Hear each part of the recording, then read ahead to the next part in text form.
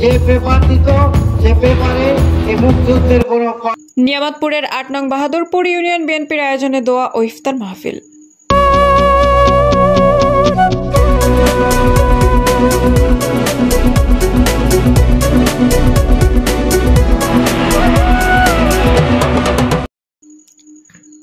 আসসালামু আলাইকুম। এডিপি বাংলার সংবাদে সবাইকে স্বাগত জানাচ্ছি সুমা আহমেদ। নিজস্ব প্রতিনিধি শেখ রুবেল আহমেদের পাঠানো তথ্যচিত্রে দেখুন বিস্তারিত।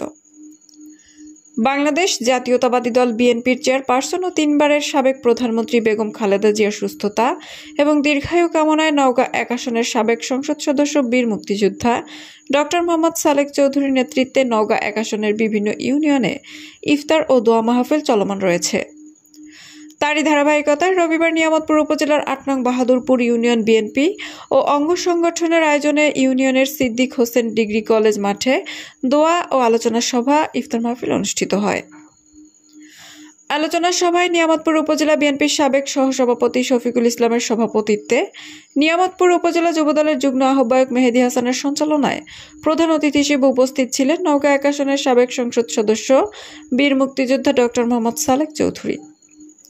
প্রধান বক্তা হিসেবে বক্তব্য রাখেন বিএনপির চেয়ারপারসন বেগম খালেদা জিয়ার উপদেষ্টা মণ্ডলীর অন্যতম সদস্য ইঞ্জিনিয়ার খালেদ হাসান পাইম।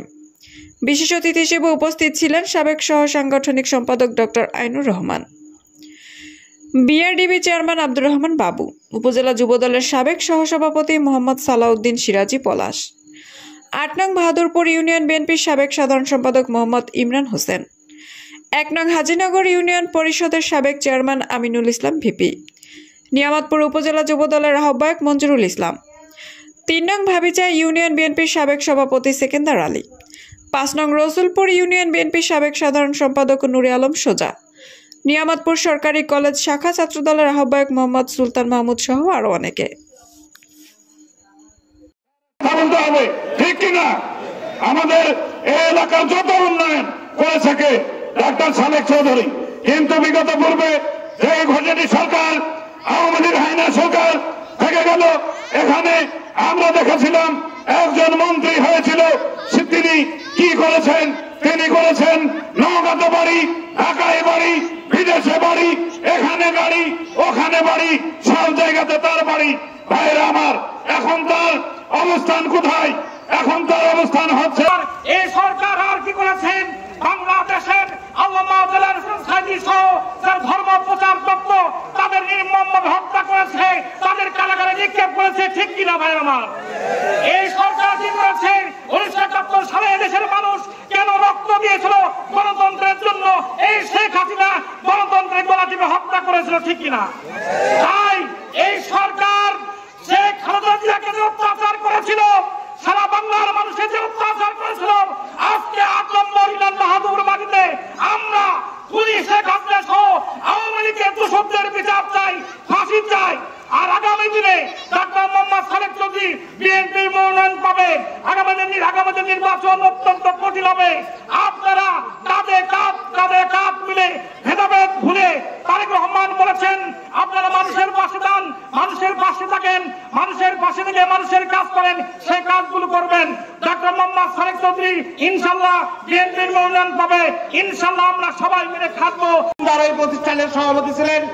আমার জানা মতে এই বালাতর সিদ্ধি হোসেন কলেজ থেকে উনি 8 থেকে 10 কোটি টাকা লুট করে নিয়ে গেছেন। শুধু তাই নয়, নিয়ামতপুর কুষ্টিয়া সাভারের যত স্কুল কলেজ মাদ্রাসা আছে এমন জায়গা নাই যেখানে নিয়োগ বাণিজ্য হয়নি, সেখান থেকে উনি শত শত কোটি টাকা আয় করেছেন। উনি অবৈধ 2008 সালের পর যতগুলো নির্বাচন হয়েছেন উনি গর্ব করে বলেন 4 বারের এমপি। একবার উনি জনগণের ভোটে, আপনাদের ভোটে এমপি নির্বাচিত হতে পারেননি। অথচ উনি খাদ্যমন্ত্রী থাকাকালীন সারা বাংলাদেশের এমন কোন গোডাউন নাই সেখানে সিন্ডিকেট করেনি।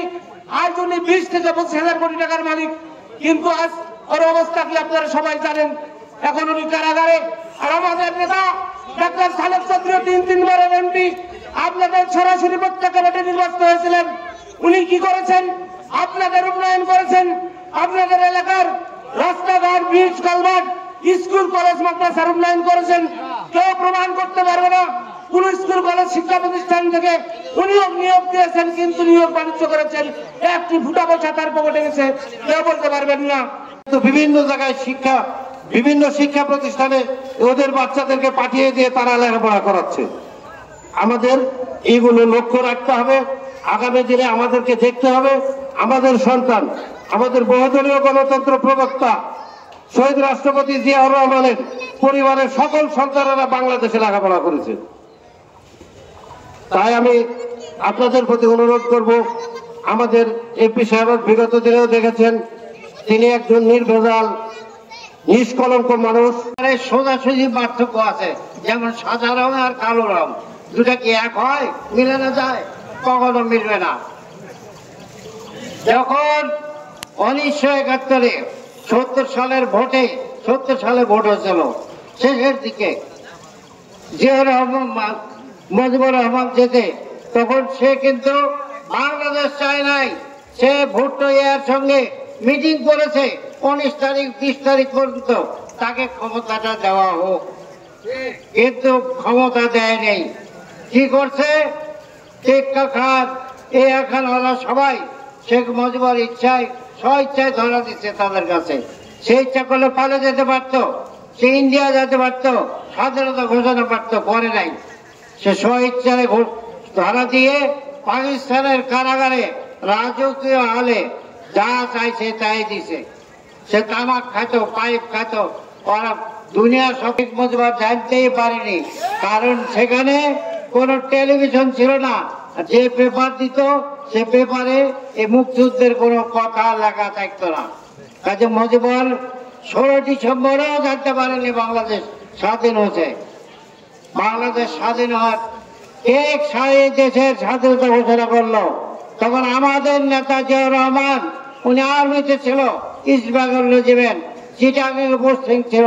উনি বিদ্রোহ ঘোষণা করে স্বাধীনতা ঘোষণা করে, শুধু স্বাধীনতা ঘোষণা করে নাই, ওনার দল নিয়ে উনি মুক্তিযুদ্ধ শুরু করেছেন এবং শেষ দিন পর্যন্ত উনি বীর উত্তম খেতাব নিয়ে, ওনার পরেও উনি সৈনিক ছিলেন, উনি প্রধান সেনাপতি হয়েছিলেন। যখন মুজিবুর রহমান মারা যায় তখন ইন্না লিল্লাহ বলা নাই, বরং মানুষ অনেকে হাসছে, অনেকে সিন্নি দিচ্ছে যে জালেম মারা গেল। আপনারা জানেন মুজিবুর আসার পরে আমাদের দেশে দুর্ভিক্ষ লেগে গেছিল। 74 সালে যারা বড় আছেন, মুরব্বী আছেন, আমাদের বয়সের, ঢাকা গেছেন, রাস্তায় হাঁটা যাচ্ছে